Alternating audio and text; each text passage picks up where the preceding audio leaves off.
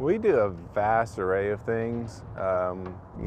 Keeping with our mission, one of the main things we do is demonstration trains to allow the public to ride on a train that they may have never done. The museum was a long-term dream of the Central Oklahoma Rail Fans Club, which was founded in 1974. So they had a few pieces in their collection, but they're mainly a club type entity. In the late 90s, they really got serious about founding a museum. And in '99, they actually purchased the property we're standing on, try and do Halloween themed train rides when it coincides with those holidays and special events like Mother's Day, Father's Day.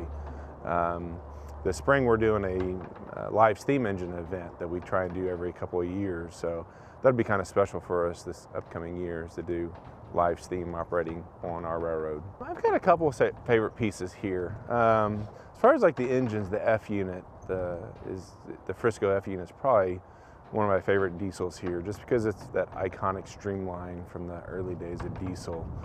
The most unique piece will probably be the inspection car, being it was the only one made, and it was a conversion from a box car.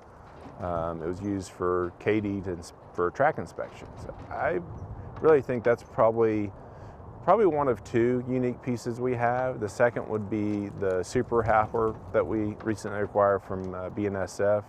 It's a 5-car articulated grain car, and there's only 3 of those made, and it's the only one still left. The other 2 were scrapped.